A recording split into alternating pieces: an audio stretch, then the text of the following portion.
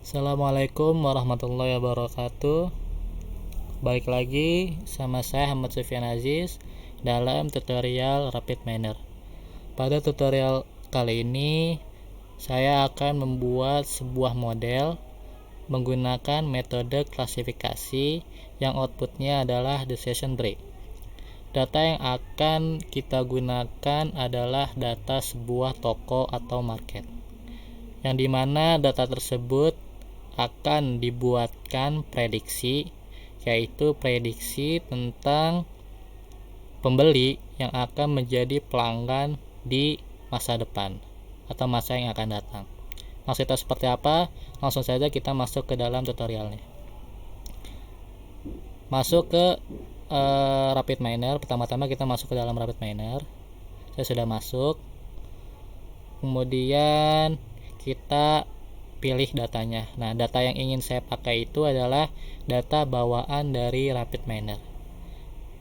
Yaitu kita bisa masuk ke panel repository, masuk ke sampel, data, kemudian kita masuk ke deals. Kita drag, kemudian kita drop.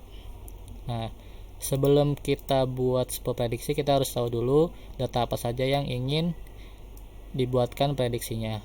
Kita tarik ke res, kemudian kita run. Nah, ini adalah data-data yang nantinya akan kita buat prediksinya. Ya, ada filter customer, age, gender, dan payment method. Kemudian kita balik ke desain. Nah, sebelum kita membuat sebuah prediksi, hal yang pertama kita lakukan adalah kita tentukan roles-nya terlebih dahulu. Role-nya terlebih dahulu kita tentukan, kita masuk ke operator, kita bisa ketik set role. Ini ya teman-teman.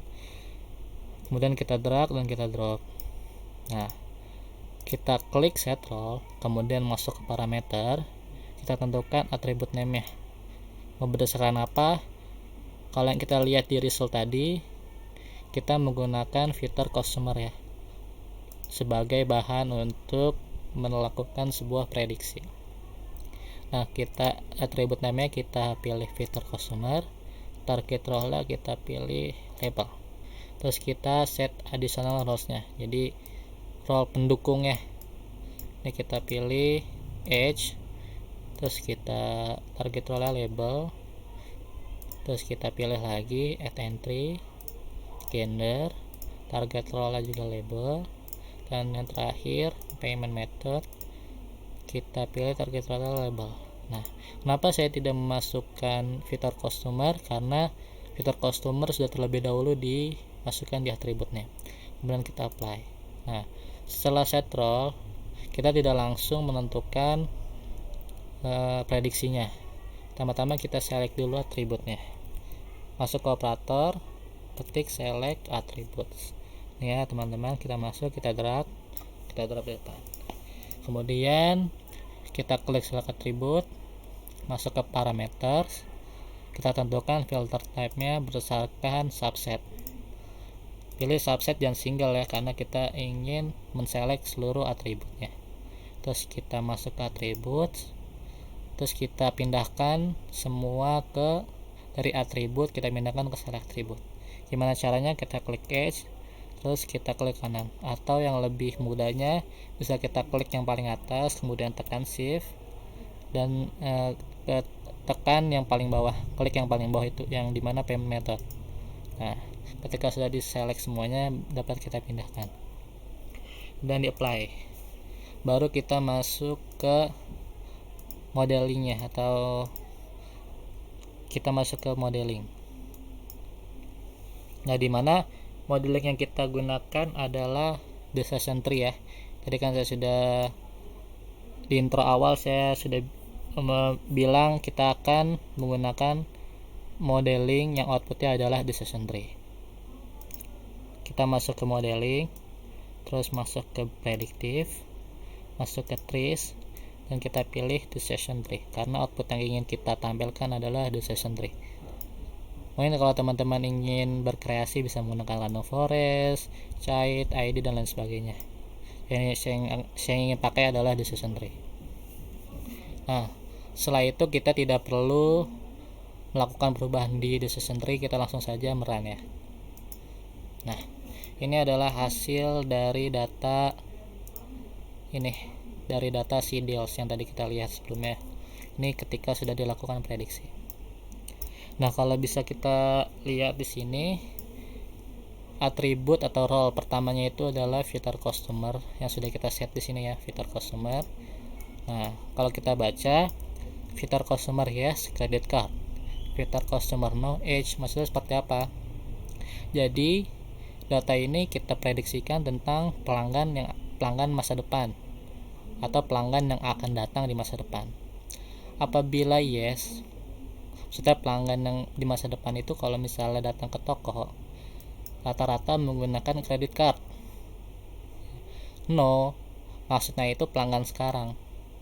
No itu pelanggan sekarang, yes itu pelanggan yang akan datang di masa depan. Maksudnya yang bukan sekarang lah. Itu menggunakan credit card. Kalau yang no diurutkan berdasarkan age atau dipilah berdasarkan age. Apabila age-nya kurang dari 29,5, ini saya bulatkan menjadi 30 saja ya. Apabila age-nya kurang dari 30, dia menggunakan cash. Nah, apabila lebih dari 30, dia ditentukan lagi nih berdasarkan gender. Ya, berdasarkan gender.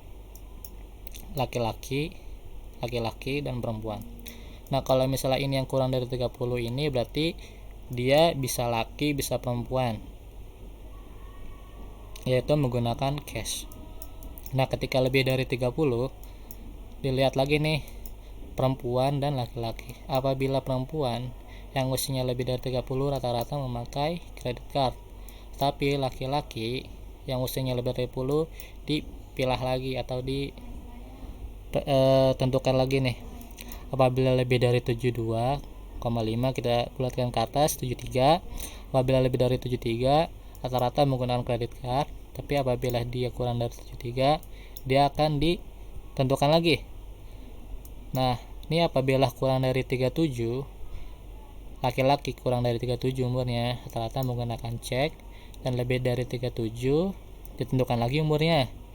Apabila lebih dari 72 menggunakan cash, dan kurang dari 72 ditentukan lagi sampai paling bawah nih. Sampai paling bawah, apabila laki-laki umurnya kurang dari 62 rata-rata menggunakan cash, dan lebih dari 62 rata-rata menggunakan cek. Nah, bagi teman-teman yang pusing baca graph atau baca visualisasi dari data dari decision tree ini, teman-teman bisa melihat tulisan dan angka saja. Apabila nih pusing nih, cabang teman-teman pusing, RapidMiner menyediakan yang namanya description. Ini kita bisa lihat di panel yang paling kiri nih. Ada graph, ada description, ada annotation. Kita bisa klik description, kita klik. Nah, ini adalah hasil prediksi yang menampilkan angka dan huruf saja. Sedangkan yang graph itu adalah hasil dari visualisasi datanya. Nah, tapi apabila teman-teman belum bisa membacanya, mungkin rada ribet ya. Soalnya ini apa sih maksudnya nih garis-garis nih, cuma ada huruf sama angka. Nah, saya akan sedikit mengajarkan cara membacanya. Nah, di sini kalau kita bisa lihat ada filter customer sama dengan 0. Terus kalau kita tarik ke bawah, filter customer sama dengan yes. Maksudnya seperti apa? Ini jadi kita bisa simpulkan titik putus-putus ini sebagai cabang atau sebagai pilihan ya. Apabila filter customer sama dengan 0, akan dilihat age-nya. Nah, coba kita lihat. Nah, filter customer sama dengan 0, dia dilihat age-nya ya, benar ya. Terus kalau kita ke bawah, filter customer sama dengan yes, dia ditentukan credit card. Berarti kalau kita lihat di sini yes, terus credit card. Maksudnya berarti filter customer yes menggunakan credit card, menggunakan ya maksudnya menggunakan credit card. Terus ketika 0 dia dipilih lagi berdasarkan age. Apabila lebih dari 30 dipilih berdasarkan gender, tapi apabila kurang dari 30 pembeli atau pelanggan menggunakan cash. Nah, ketika di sini nih kita baca nih, pas kita ke bawah, kok beda? Kalau ini kan kayak dia mulai ya, kalau ini kayak putus gitu. Kenapa putus? Karena sudah dideklarasikan duluan nih di atas ini nih. Jadi udah langsung bisa dibaca apabila gendernya sama dengan female atau jenis kelaminnya sama dengan perempuan, rata-rata menggunakan credit card. Tetapi kalau gendernya laki-laki, dia akan dipilih lagi berdasarkan age. Ini berdasarkan age. Apabila lebih dari 73, berarti laki-laki tersebut menggunakan credit card. Tapi apabila kurang dari 73 dan akan ditentukan lagi berdasarkan age-nya lagi. Apabila lebih dari 36 ditentukan, apabila kurang dari 37 maksudnya dia akan pembayarannya akan menggunakan cek. Sama ya, sama, ini juga sama, polanya sama atau sama seperti atas, polanya sama ya.